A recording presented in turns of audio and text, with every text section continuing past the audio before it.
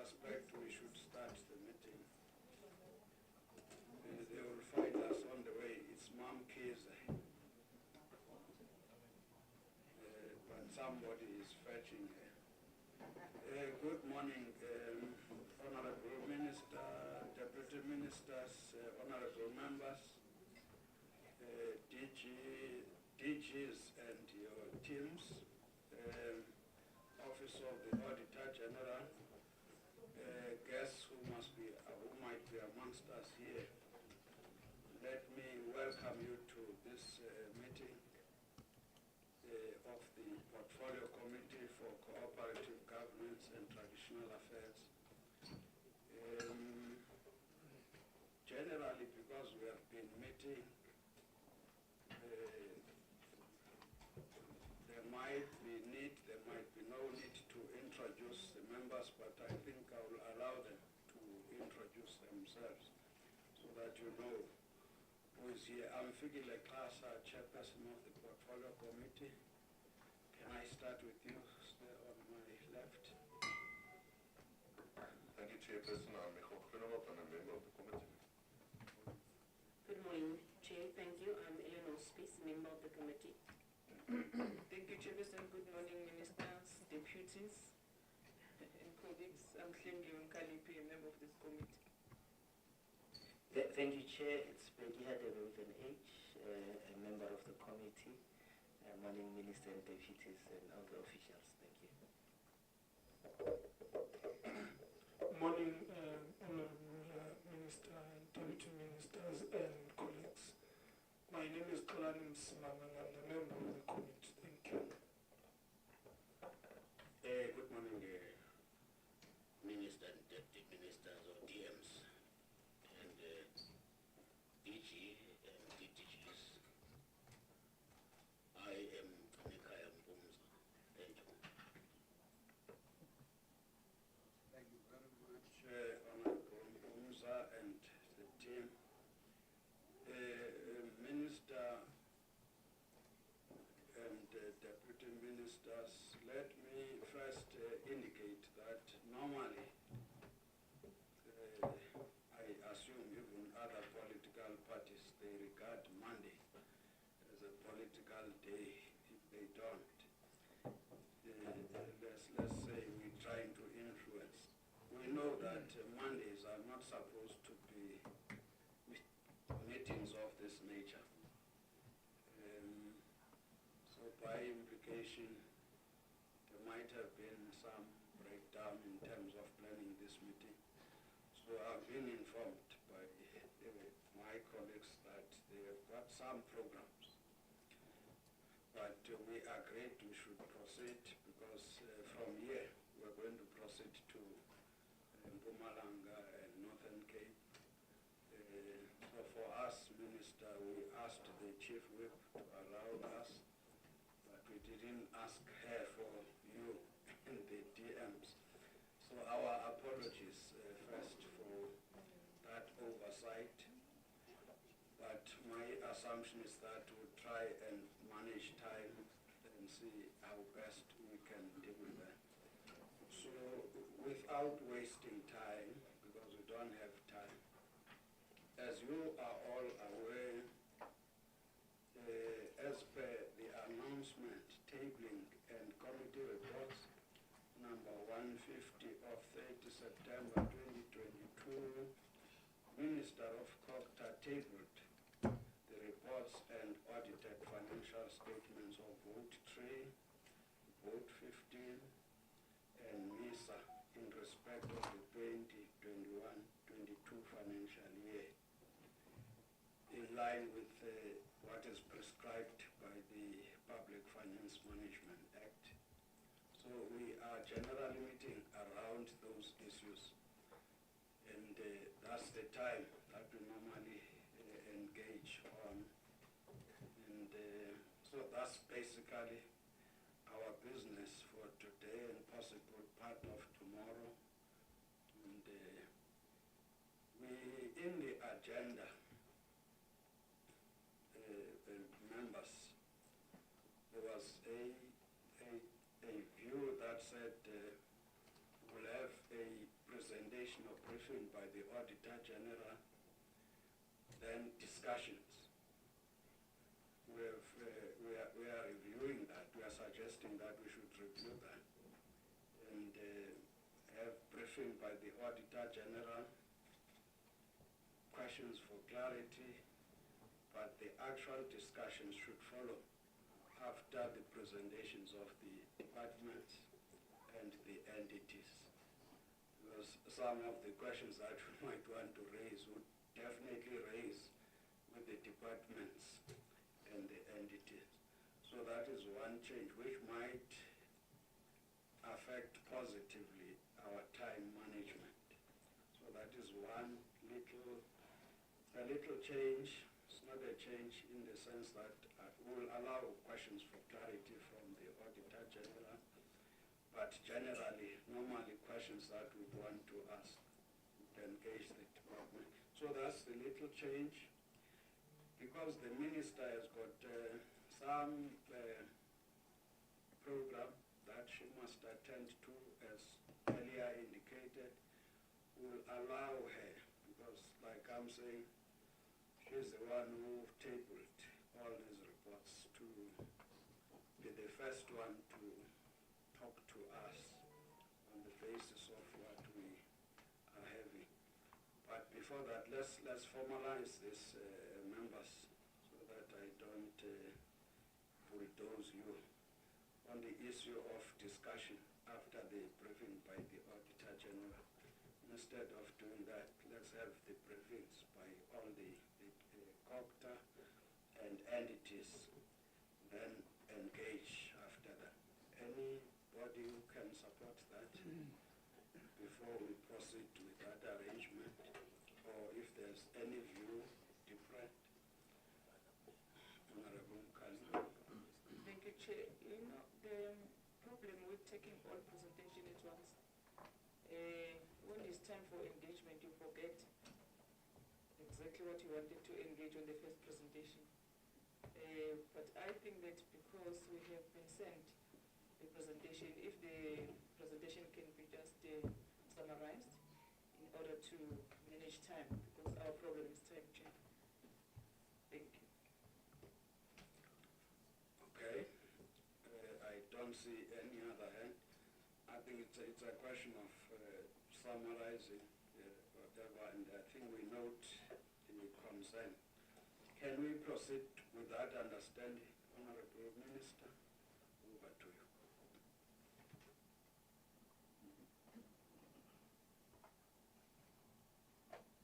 Thank you very much, Chairperson of the Portfolio Committee,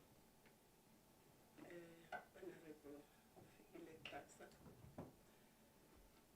And let me greet all the members of the Portfolio Committee who are here, and welcome you to our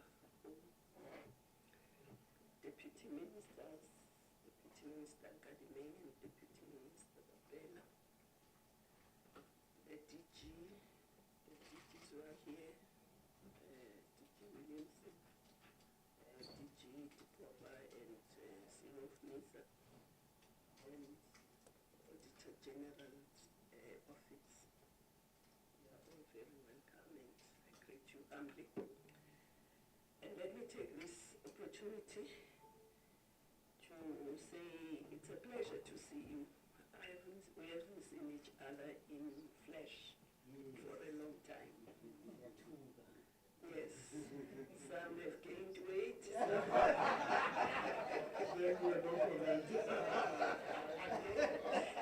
No comment on that. But it's really a pleasure to see you in person. And we've been on Zoom for a very long time.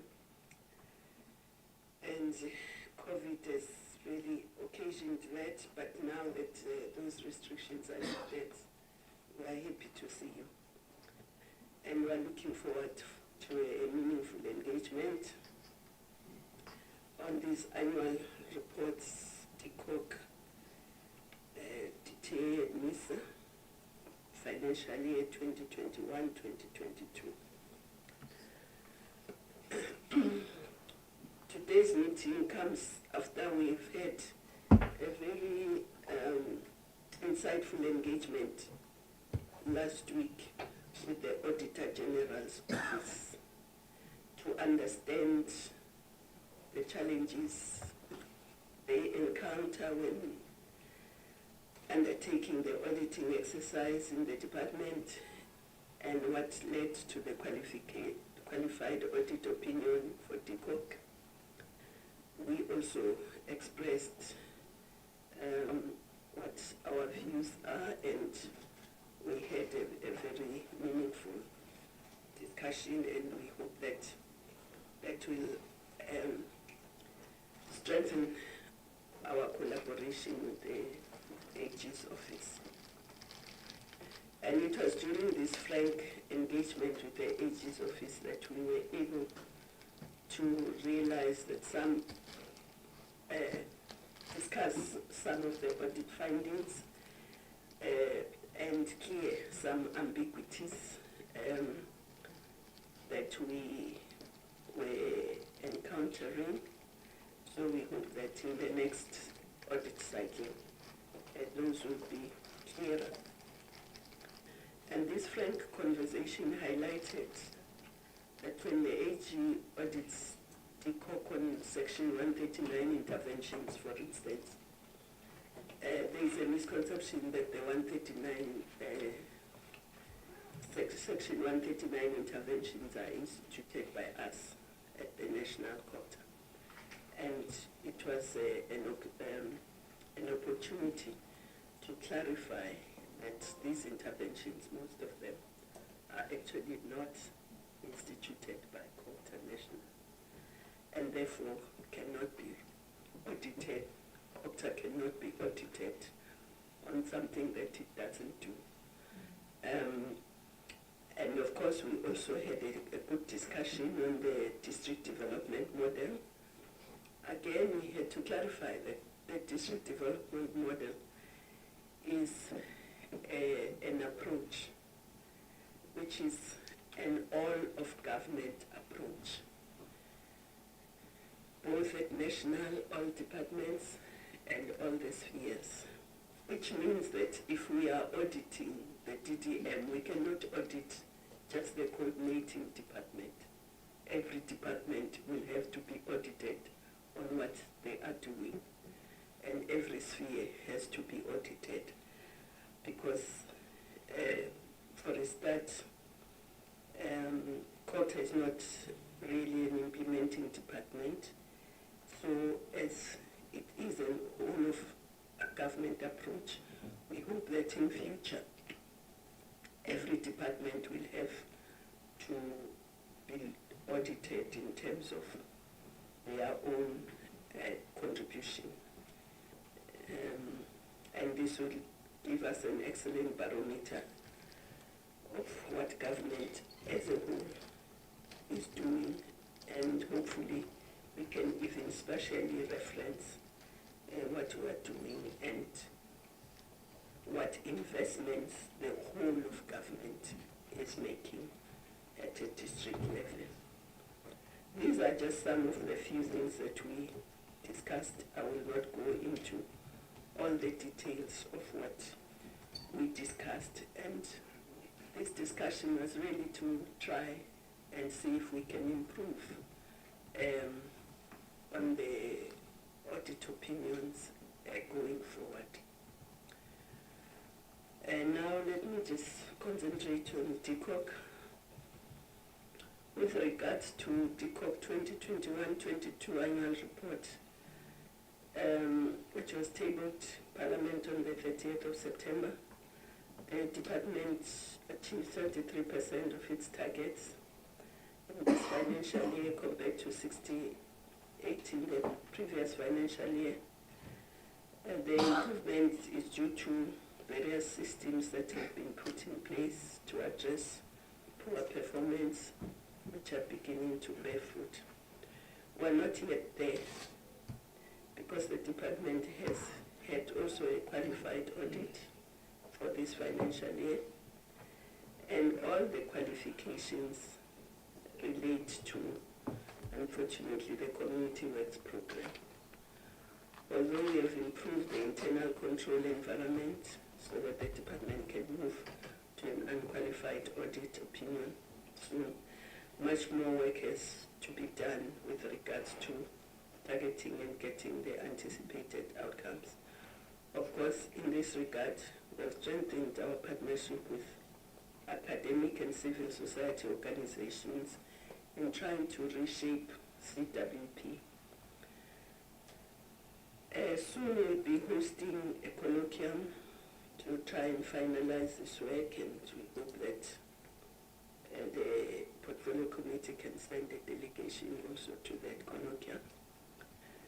This will complement the work we have already done in trying to revise the operating model and organizational structure for the department, which will be presented by the DG. The department has also had to function under much pressure, as it is well known that the Center of Disaster Management, we have had a number of disasters in the past 2 years. These disasters, starting with COVID, droughts, floods, sometimes fires, it is clear to us that whereas we have all the policies and programs, some of our communities, especially our poor communities, do not have sufficient resilient human settlements and systems to withstand and rise against these adversities. Thus, as we listen to the DCOC report, we consider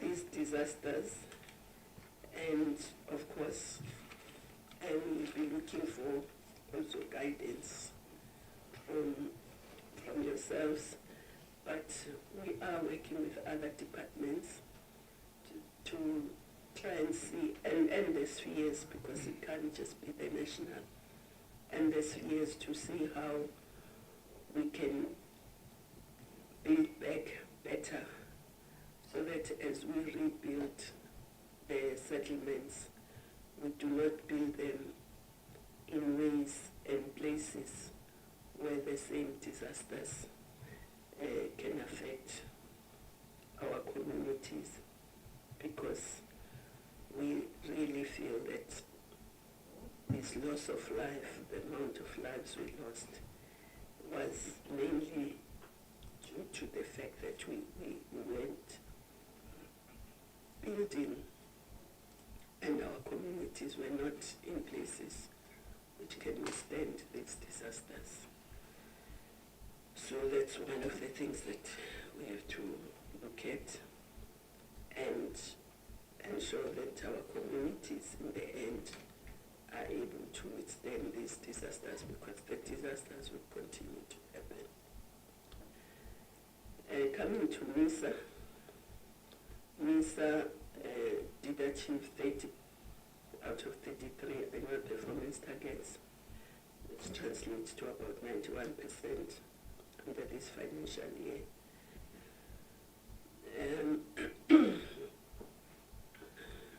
Which is an improvement from last year, which was 81%. And they've had a fourth consecutive clean audit, proving that if we set our minds to it, we can achieve. Most importantly, MISA supports some of the rural and vulnerable municipalities with technical support. They've built many boreholes, have been involved in improving roads and other basic amenities which have given hope and health and well-being, livelihoods of millions of previously forgotten citizens. So, however, you will agree with me that the resources given for this important task are far too little. MISA could do a lot more if it had resources. MISA also works in the context of cooperative governments and links with other departments and institutions such as human settlement, water and sanitation, as well as academic institutions including South African Qualifications Authority and the South African Police Service. Unfortunately, this type of dependency slowed down the pace and achievement of some of its targets. There's 3 targets in relation to the recruitment of learners to enroll in MISA's learning programs were missed due to delays from SAQA and SAPS. Going forward, we collaborate with these institutions to also assist them with better turnaround times. Notably, in the year under review, MISA did not incur any irregular, fruitless, or wasteful expenditure. National Treasury has approved MISA's application for retention of surplus funds, which were committed in running projects during the 2021-22 budget, which will enable MISA to continue with the implementation of these projects in the current financial year. It is also important for the committee to note that MISA pays its service providers on time within the prescribed 30 days.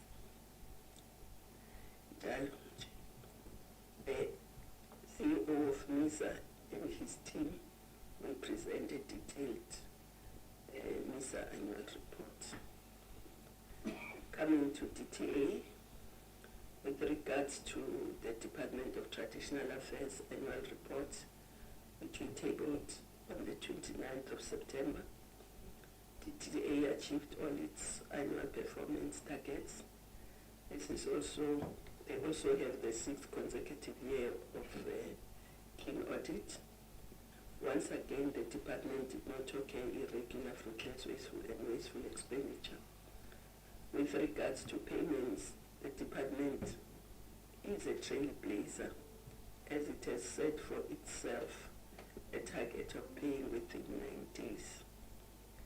The year under review was also the first for the implementation of the Traditional and Khoisan Leadership Act and the Customary Initiation Act, which came into operation on the 1st of April and 1st of September respectively. A nation which does not uphold its cultural identity and heritage is one which cannot navigate its future. Thus, in the past year, the President appointed an interministerial committee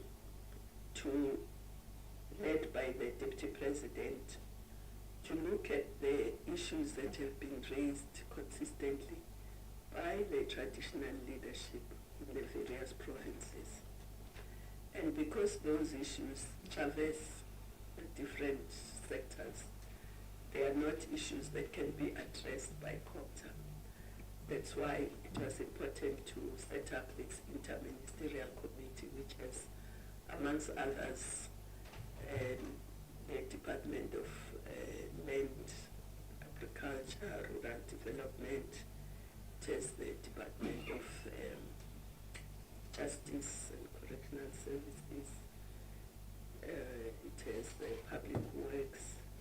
It has forest, fisheries, and it also has minerals, energy, and others, so that we can really look at, it has also a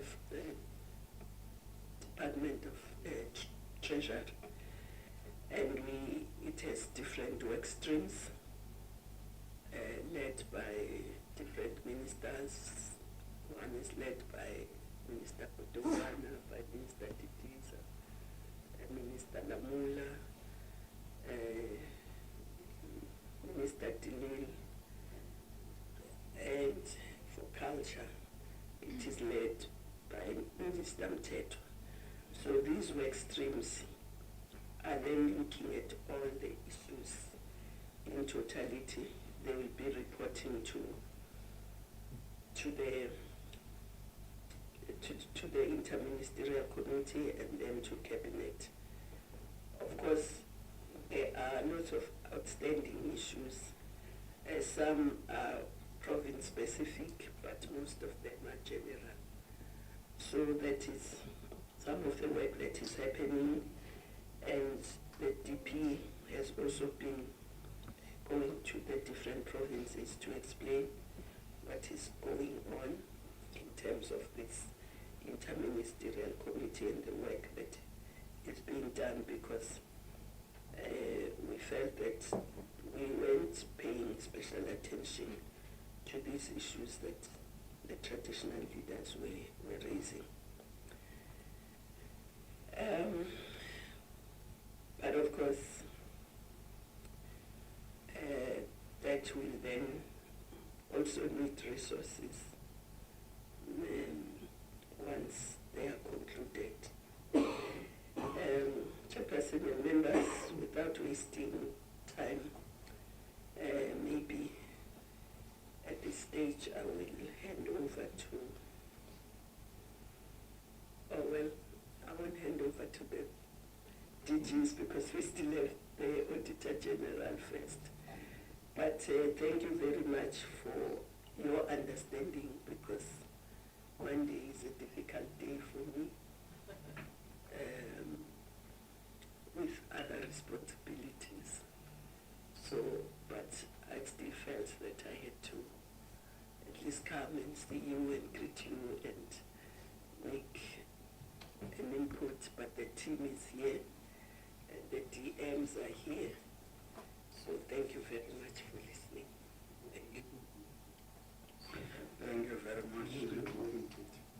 As always.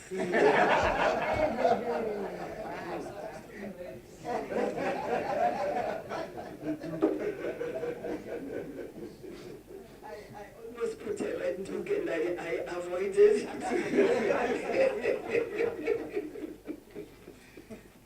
Thank you. Thank you. In fact, Minister, I once had trouble with members when it was a premier who spoke and wanted to leave. He said, why did you not allow us to ask before he or she leaves? So I'm trying to say, members, we have had the minister, but we have had an agreement before that if there are DMs here, but if there's anybody, so that we don't create a problem out of nothing. So I would suggest if there is such, otherwise we are going to the Auditor General to allow the Office of the Auditor General to allow them to make a presentation. It will give us a context. We're just allowing the minister because of this commitment. It will give us a context. Then DGs will elaborate, and the heads of entities. But I'm always looking at your side if there's okay. Honorable Hadebe. No, thanks, Chair. I relax. There's just one concerning issue that has been coming for quite some time, and it seems as if it's not being resolved, that of the CWP workers. And at some point, Minister, there has been an undertaking to remodel. I think when we first started the sixth administration, that was the key priority, even before the new DG took over. But I see it's also a contributing factor to the audit outcome. We were told money was paid to deceased people. Money has also been paid to people who are in employment. I just want to find out, are we really getting to resolve the matter, or there are issues that are beyond our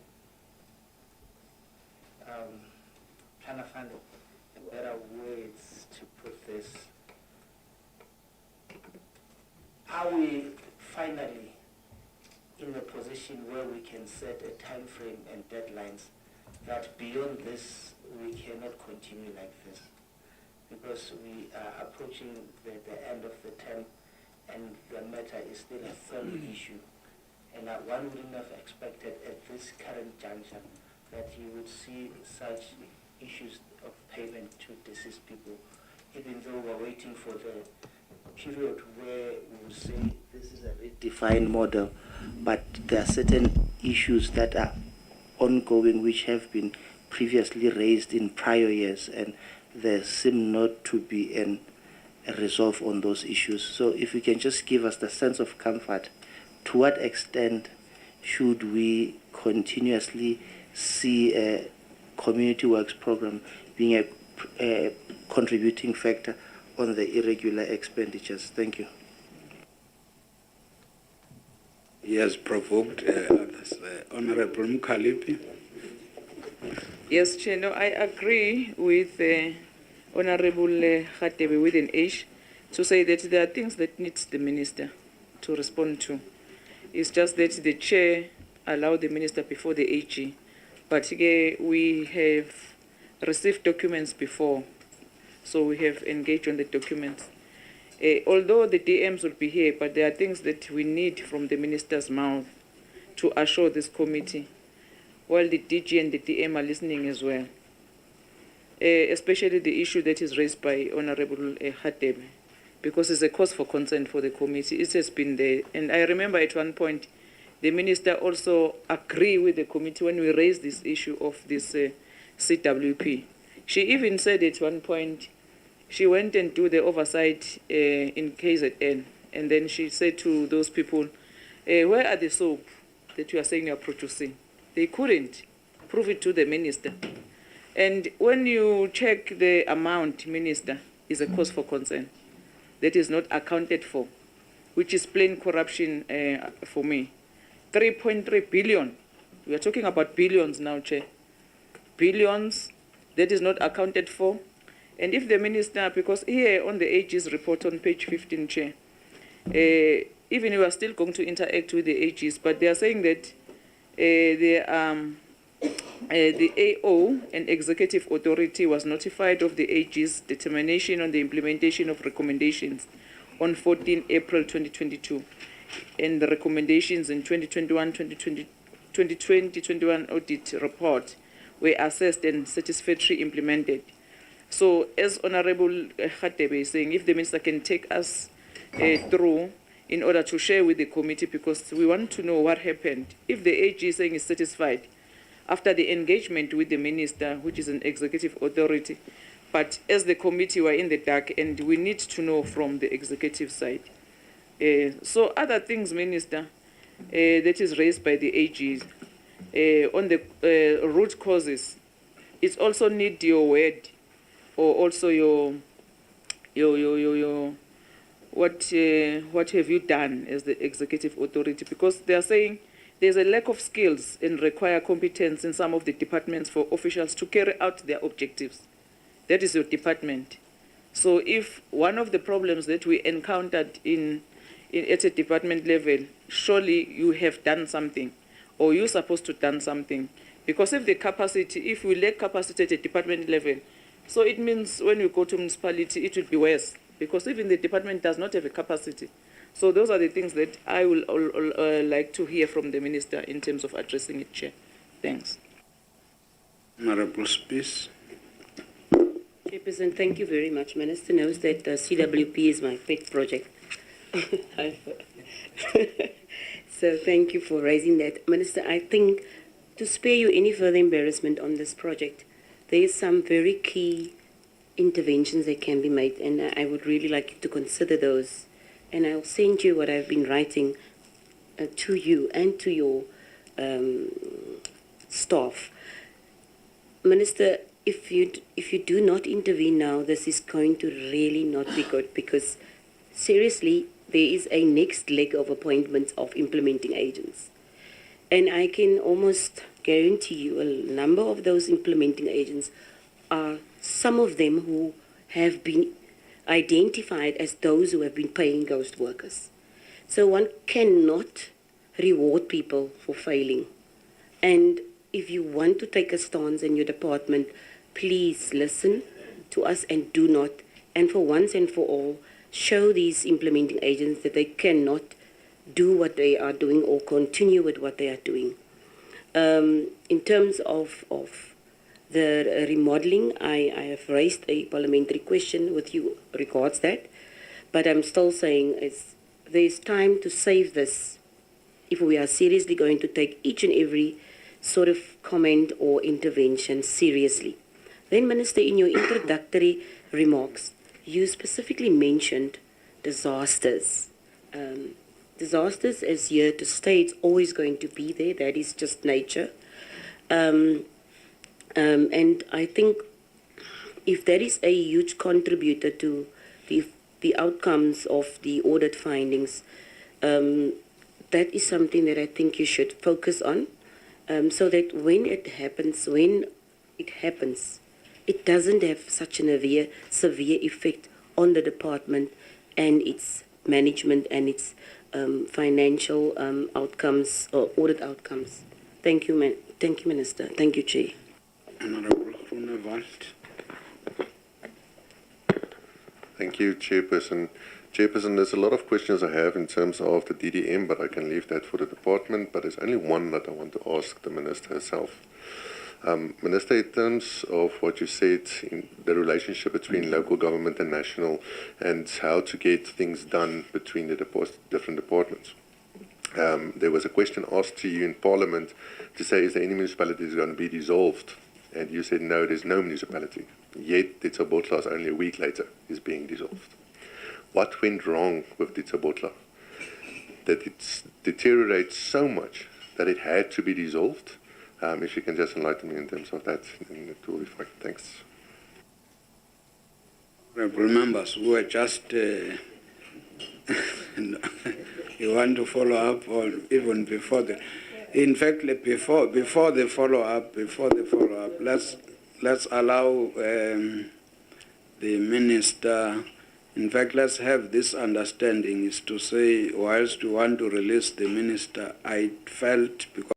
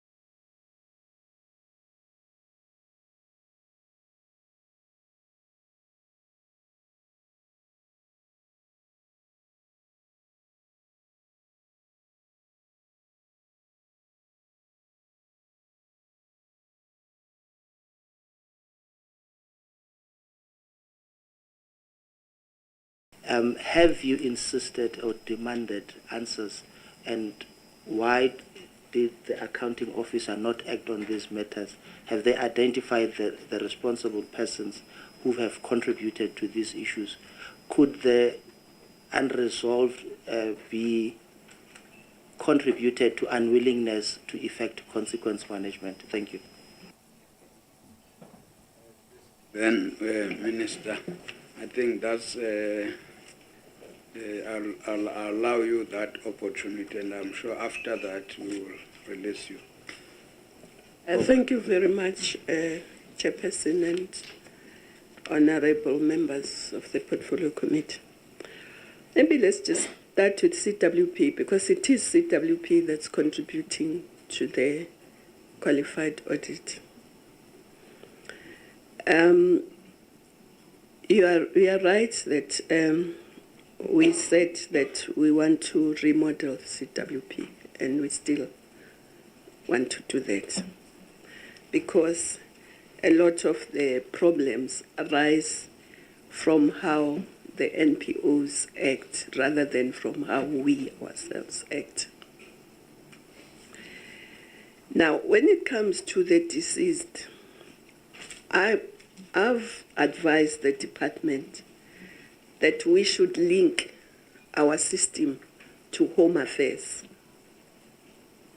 so that before we pay, we run it through Home Affairs, because then you'll pick up when there are deceased people, unless they were not reported to Home Affairs, in which case nobody will then know.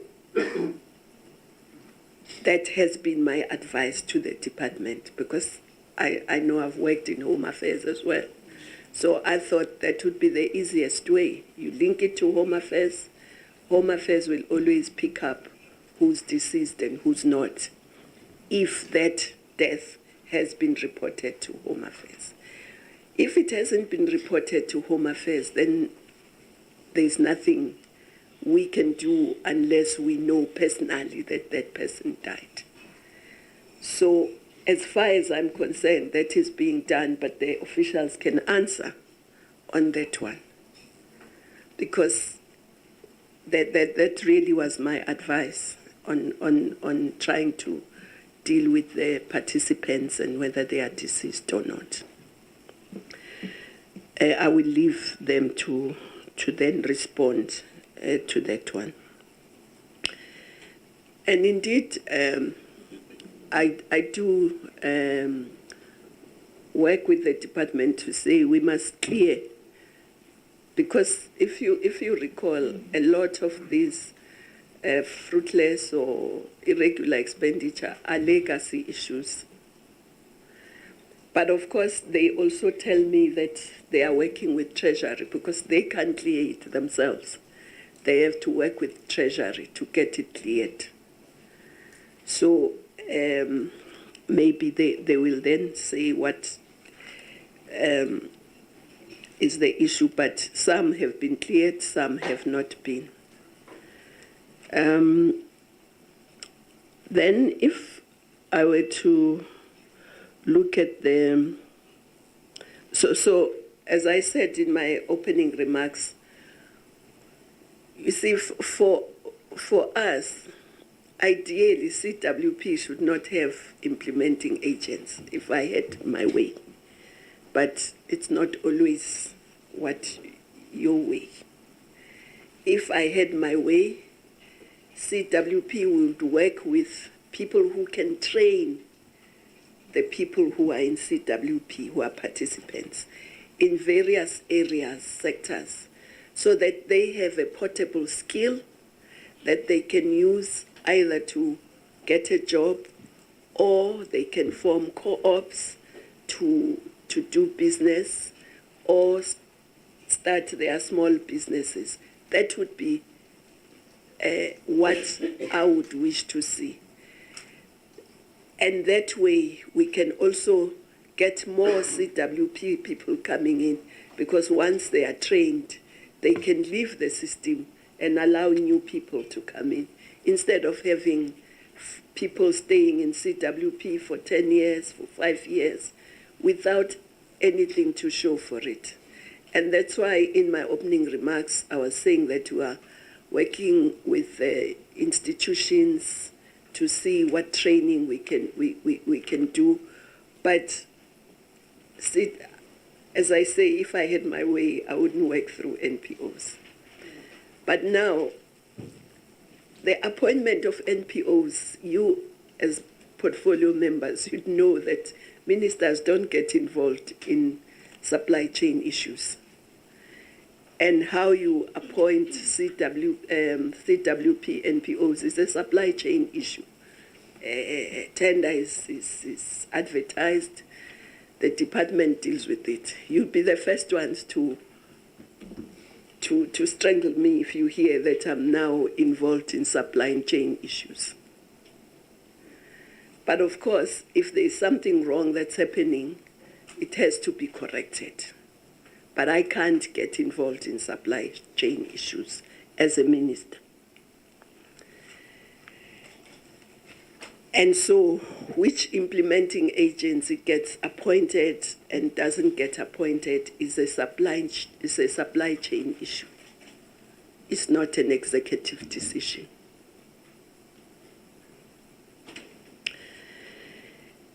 When it comes to disasters, the disaster is not, they're not the main contributor to the qualification. But of course, we would like to strengthen the disaster management center if we were given the necessary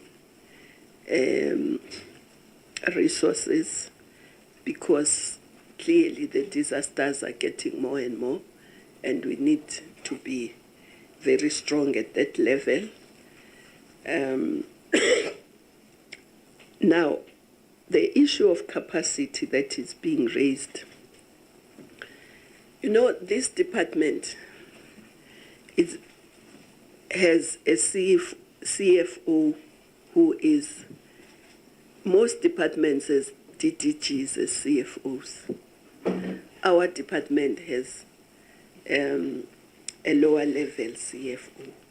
But we have realized that is a weakness. So we have now worked with DPSA to allow us to have a higher capacity CFO. So we have indeed now got that agreement from DPSA. We have advertised for the new CFO, and hopefully that will also strengthen, because CWP alone has a huge budget and it's managed by a chief director, not by a DDG in terms of the CFO. So we hope that this upgrading of the CFO will also contribute. Do you want a mask?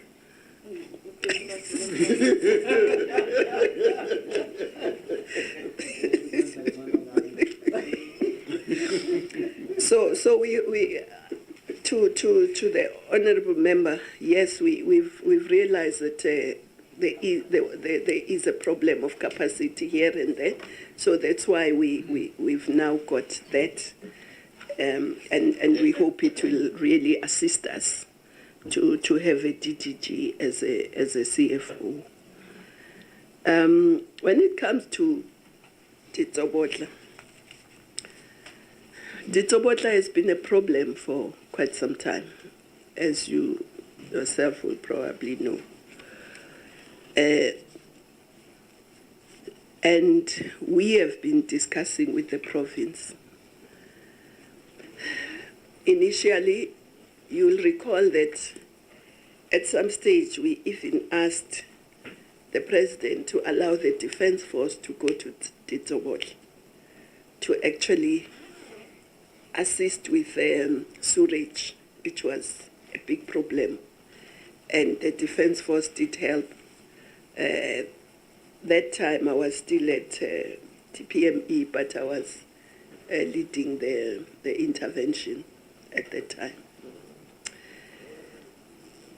Then the province, as it's mandated by the Constitution, instituted 139. It was a problem, and the Deputy Minister will give you more details because he, in other capacities, he works there. And then and to be honest, the major problem in Ditsobotla is a governance issue, is a political issue, which us as government sometimes do not have the mandate to deal with. Then issues didn't improve. We then hoped that the new council, which was elected in 2021, would be better, would work better. But it was not to be. Instead of it working better, the major problem was at the council level rather than, and of course it spills over into the administration. because if you have a municipality, I always make an illustration that a municipality, in my view, must be like a fried egg. There must be the egg white and the egg yellow, which is the political and the administration. And they must be together but separate. You must know where the egg yellow starts and ends, where the egg white starts and ends. But in some of the municipalities, if I were to be frank and honest with you, it's like a scrambled egg. You can't tell where the administrative starts and ends, where the political starts and ends. And Titsobotla is one of that kind of municipality. Sometimes it's not even a scrambled egg. It's a vegetable omelette, because the business is also inside there. You just don't know what's going on. So our hope that this was going to improve, and we were still discussing, of course, with the province. And in the end, we realized that it's a futile exercise. That's why there was a dissolution. Thank you. Very much, Honorable Minister. Honorable members, you want to follow up? Now with the mask, what is causing the mask? Honorable Adebe. Thanks, Chair. I think I want to concur with the Minister when she alludes to the fact that as political office bearers, we aren't allowed to interfere with supply chain. That I agree with. But I think what we are raising as an issue of concern, we are the policy makers. And when policy is not followed to the latter, it then becomes our responsibility to ensure that policies that we make are followed. Otherwise, the policy gets useless if it does not serve the desired purpose.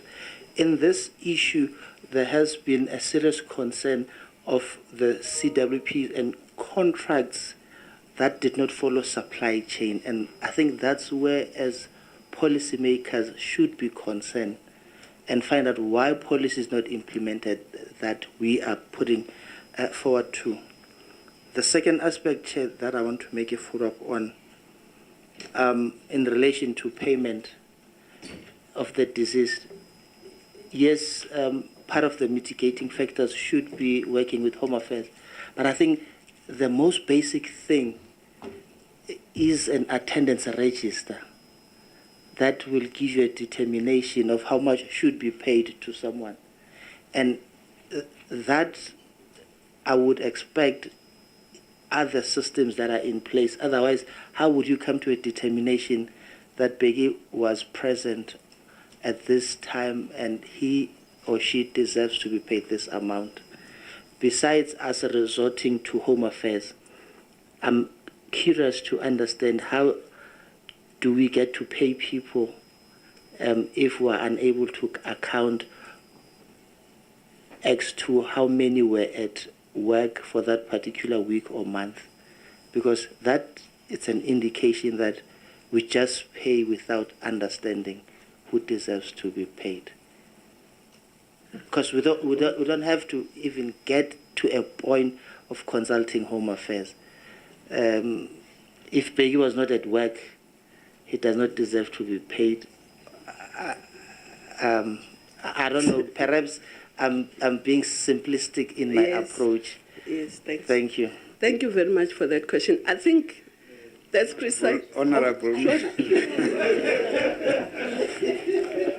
Because I was going to say the officials are noting some of these issues, because we will not stop at Minister Levy without getting a proper, in terms of how you see it, all these questions. I'm saying they are technical, but they need responses. But let me take the other hand so that, Minister, when you respond, you respond to all the follow-ups. Honorable Mkalib. Thanks, Chair. Minister, thanks for your response, but I'm not satisfied because this issue of CWP, your department has failed us as a committee. You know very well, we have been raising this thing from day one.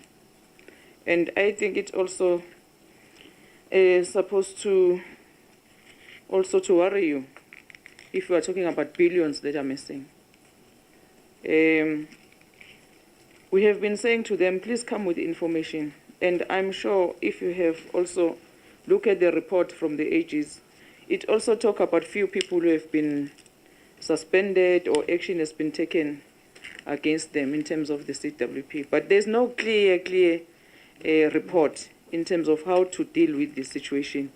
What happened exactly? Why there's a lot of money that is missing in the CWP? So that's why we want to get from you as a head of department now, what is it that you are doing? We understand that in terms of the law, you're not supposed to be engaging on the processes of supply chain and so forth, but politically, as a head of department, surely you're supposed to have more answers to the committee as we are accountable to the committee. That is one. Your response in relations to the CFO, I don't think we can attribute the capacity of the organization as a whole in one person, because here they are even saying that your department in engaging with municipalities are not interrogating the cause of backlogs in terms of service delivery in order to come with adequate solutions. So it means the problem of capacity is within the department. If the minister is saying that we have identified one problem, which is in terms of the CFO, in terms of what you have explained, but I think you need to go comprehensively with the department as a whole, because all of us sitting here around this table, we agree, we speak with one voice. There is a problem in terms of service delivery at municipality. But where we come from as the committee, and of which we are not raising this for the first time, Chair, we are saying that if we don't get it right at the department level, we are not going to get it right at municipalities. Although I'm saying this, I know for a fact that even the municipalities are also operating in terms of the Constitution. But we have a duty as a department to ensure those municipalities are also monitored or are also guided in terms of the department. So I think, Minister, please come clear. You say in your opening remarks, we have a fruitful engagement with your departments after we've received this report, but I'm not hearing you saying, confidently to say, these issues have been raised, that's what we have arrived at when we engage with the department, because at the end of the day, we need an end product from the department to address this backlog of service delivery and all other problems in the municipality. You know, Chair, we have, as a department, they have only one solution in terms of intervention, which is according to the Constitution, Section 139. If it does not help as a result of disobotla, it's not only disobotla, as we are saying, Minister, 2021, 1 year later, disobotla is dissolved. So it means this intervention, which is provided in terms of the Constitution, needs more other interventions from the department. But if we don't have a capacity at the department level to come with some solution, sort of, how do we enter, how do we resolve the crisis at a municipality, we're not going to get it right. So please provide us as a political head to say, what have you done as a department? Or vele silahlele izandla nje sithi hayi sesobona uJesu ukuthi provide IP solution.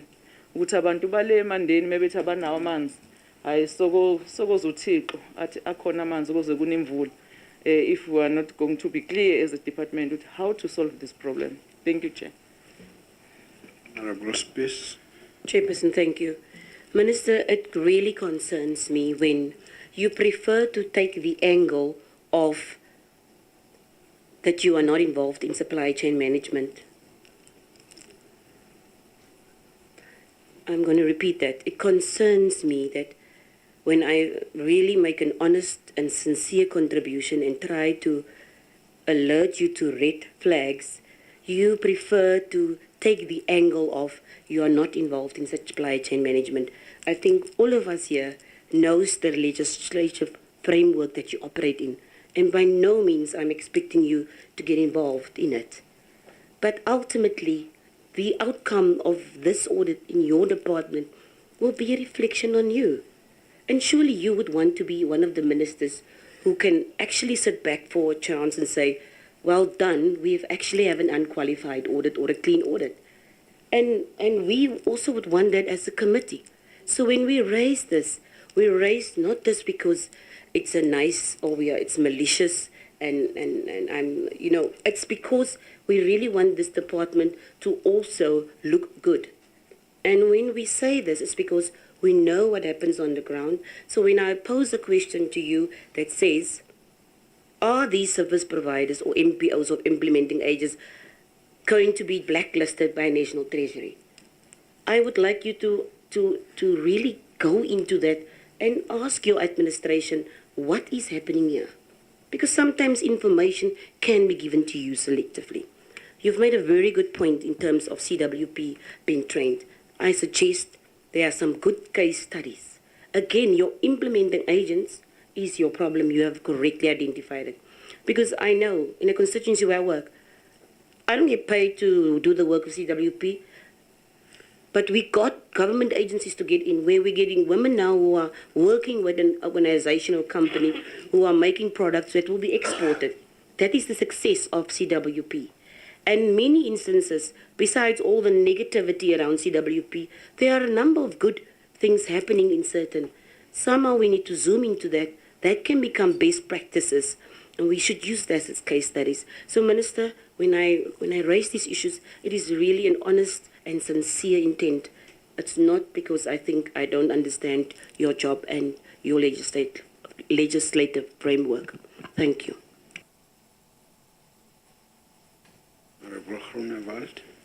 Thank you, Chairperson. Honourable Minister, I'm not going to take out the cannons. Just a quick question in terms of the Tsabotla. I agree with you that the powers of the municipality must be separated, the governance part and the administration part. I agree with you that the Tsabotla is a long-coming problem. It's not only now, that over different political, councils. If that is the case, the new election of the Tsabotla Council will then not change anything. What steps did you take in terms of the administration? Because obviously there's a two-part problem. The one is the governance and the other one is the administration. But we cannot only address one problem. We have to address both at the same time or else it won't be resolved.